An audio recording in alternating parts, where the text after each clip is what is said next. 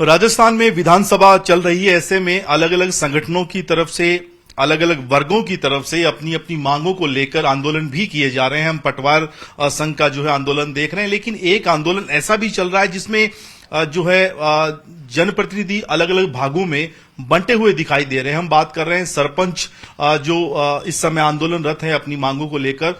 उनमें एक सरपंच संघ है जो आंदोलन कर रहा है, लेकिन एक राजस्थान सरपंच एसोसिएशन है जिनका ये मानना है कि आंदोलन करना अभी फिलहाल के दौर की आवश्यकता नहीं है। जब सरकार बातचीत कर रही है, सरकार आपकी मांगों पर कार्रवाई कर रही है, तो आंदोलन नहीं करना चाहिए। हमारे साथ इस समय राजस्थान सरपंच एसोसिएशन के जो अध्यक्ष हैं महंत रूपनाथ, वो मौजूद हैं। और महंत रूपनाथ दरअसल राजस्थान में अगर हम बात करें या उत्तर भारत में सबसे पवित्र स्थल की बात करें जो गोगामेड़ी में है, गोरख टीला, उसके भी महंत हैं। लगातार जो है समाज सेवाओं से जुड़े हुए हैं। महंत जी इस समय जयपुर में हैं। सरपंचों के साथ आज बैठक की है, बातचीत की है, सरकार से भी इनका संवाद लगातार जारी है। महंत जी, क्यों आप लोग ये कह रहे हैं कि आंदोलन की आवश्यकता नहीं है, जबकि एक धड़ा लगातार आंदोलन कर रहा है? क्योंकि हमें ये लगता है कि हम जितने भी राजस्थान के सरपंच हैं, करीब 11,000 के आसपास, हम सभी जो है आज जनता के प्रतिनिधि हैं। जनता ने हमें गांव की सरकार के लिए चुना है और हमारा फर्ज ये बनता है कि हम गांव की तरक्की करें, उन्नति करें, उसी से हमारे राज्य की, देश की तरक्की होगी। तो ये सरपंच एसोसिएशन ने पहले भी मुख्यमंत्री जी से मांग की थी। पीडी खातों की एक ज्वलंत समस्या थी जिसमें सभी सरपंच गण जो है परेशान हो गए थे। बिल्कुल। लेकिन हमने जनवरी के शुरू में मुख्यमंत्री जी से, महेश जी जोशी से मुलाकात की थी, तो उन्होंने हमें आश्वासन दिया था कि अभी सरपंचों को जो है हम किसी प्रकार का जो है कष्ट नहीं होने देंगे। और ये पीडी खाते वाली समस्या है जो पिछली सरकारों के कारण से आई थी, लेकिन अब हमारी सरकार जो है वो पंचायती राज को मजबूत करने के लिए है। तो उन्होंने हमारी बात मानी और जो है पीडी खाता जैसे पहले संचालन होता था उसी प्रकार से अब संचालन हो रहा है। यानी मुख्यमंत्री अशोक गहलोत जो कदम उठा रहे हैं, चाहे बजट में उन्होंने घोषणा की हो या पीडी खातों की बात हो, नरेगा के लिए पैसा देने की बात हो, आपको लगता है आप सेटिस्फाइड हैं जो आश्वासन सीएम के स्तर पे आपको मिला है?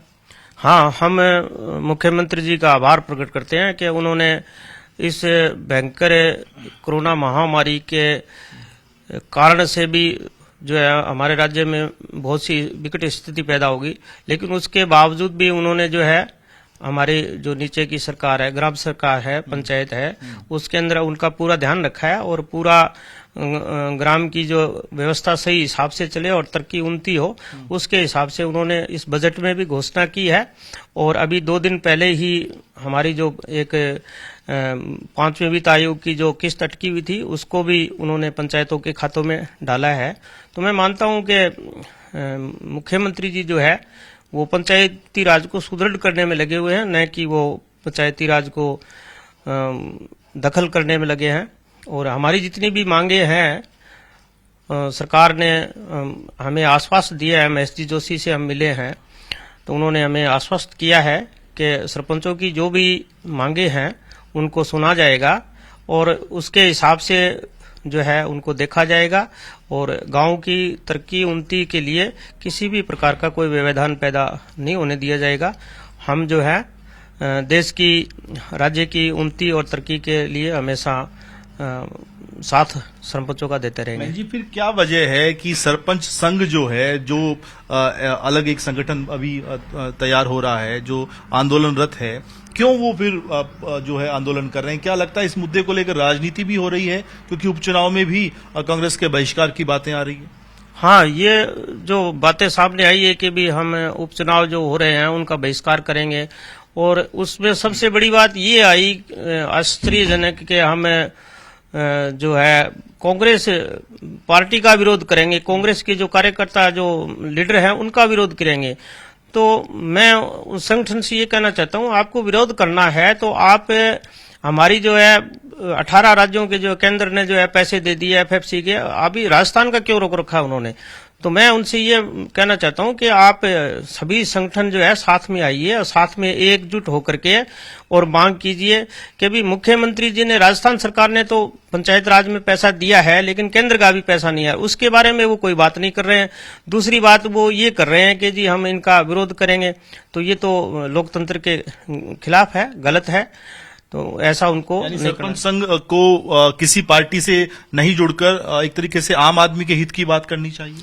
जी, एकदम सही है कि अब जितने भी हम सरपंच लोग हैं 11,000 के आसपास, तो हमें सबको सरकार अगर हमारी बात नहीं सुनती है उसके बाद में हमें ऐसी बात करनी चाहिए कि अभी हम जो है सरकार के आखिरी रास्ता है। हाँ, आंदोलन जो है वो आखिरी रास्ता होता है और सरकार के खिलाफ लड़ने की कोई बात ही नहीं है। जब सरकार पंचायतों को अपनी तरफ से पूरा सहयोग दे रही है तो मैं सभी संगठनों से यही निवेदन करना चाहता हूं कि भी हमें एकजुट होकर के और लास्ट में जो है क्या नाम उसका सोचना चाहिए कि भी हमें कोई विरोध प्रदर्शन करना है या घेराव करना है, तो ये तो लास्ट की बात है। तब सरकार सुन रही है तो पहले इस बात को ध्यान ही नहीं देना चाहिए। हमें अपने गांव की तरफ, अपनी सरकार की तरफ ध्यान देना चाहिए। क्यों मैन जी आवश्यकता क्यों महसूस हुई कि एक सरपंच संगठन था, अब 2 टुकड़े हो गए हैं, लोग अलग अलग जाजम पर आ गए हैं, क्या वापसी के लिए आप कोशिश कर रहे हैं कि दोनों एक साथ मिलकर काम करें?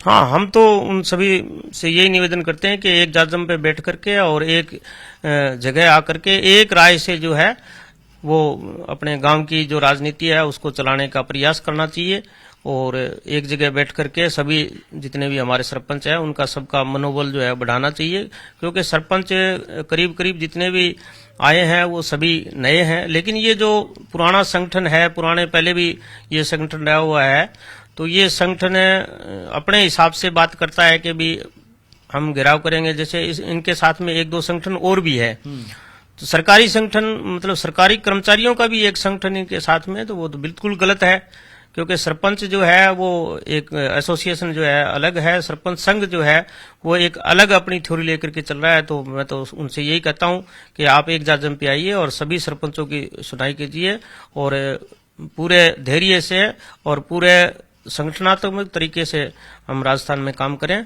ताकि हमारी जो गांव की जनता है उसको लाभ मिल सके।